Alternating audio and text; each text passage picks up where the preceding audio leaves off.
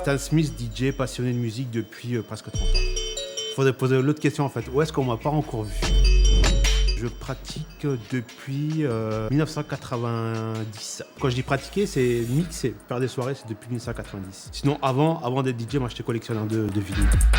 Le respect et l'amour de la musique et le partage. Le respect, c'est respecter autant les anciens que les nouveaux, parce qu'il y a beaucoup de gens d'un certain âge, disons que pour eux, les nouveaux qui arrivent, ils n'ont pas tous background. Moi, je pense qu'un artiste qui arrive maintenant, il faut lui donner autant d'attention et autant de force que quelqu'un qui est là depuis 30 ans. Il s'inspire beaucoup des années 70 et début des années 80. Très black, très soul au départ. Ensuite, avec tout ce qui est arrivé après, c'est la black music en général en fait. En partant du jazz, du blues, de la soul, de la funk, du disco, à aujourd'hui. La trap, la bass, le R&B et les hip-hop en soi-même. La bonne musique tout simplement, pourquoi se prendre la tête? Mon frein, c'est en vouloir faire trop. J'ai l'habitude de dire oui à beaucoup de personnes. Et très sincèrement, arrivé à un certain âge, faire 4 soirs par semaine, c'est très très difficile. Et quand on me demande de venir le dimanche, je réfléchis à 2 fois de le faire. Donc c'est surtout ça en fait. J'étais en train d'interviewer les Roots avec à l'époque DJ Tascam et Maman Mousse de l'équipe d'Afunky Cam. En pleine interview, t'as le rappeur officiel qui reçoit un coup de fil d'un de ses potes à New York en fait, qui lui a annoncé que Tupac était décédé en fait.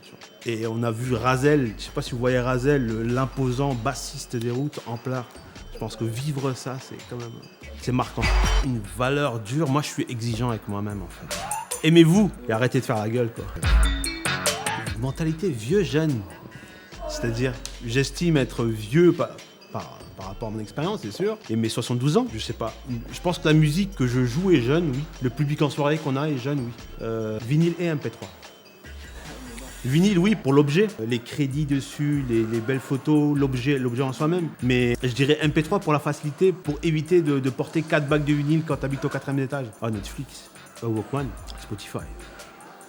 Non, sur une Minitel, c'était pas facile pour 3D, ouais, 4K même, je dirais. Tu poses une gueule là. Mais je dirais Game Boy quand même, pour le côté un peu souvenir. PS1, entre l'histoire là-dessus. Nintendo Switch, c'est pour mon fils et ma fille, quoi, tu vois, voilà, c'est bon. Pac-Man ou Agario? Pac-Man. Mario ou Fortnite? Mario. Fortnite, c'est pour les boutonneux, là, tu vois. Et les boutonneuses. Tant que tu poses pas la question, petit pain en chocolatine, ça va. Gainsbourg, le grand. Écoute, je suis pas très fan des meufs coupe Lego, donc je dirais Caris. Ah, classique hip-hop.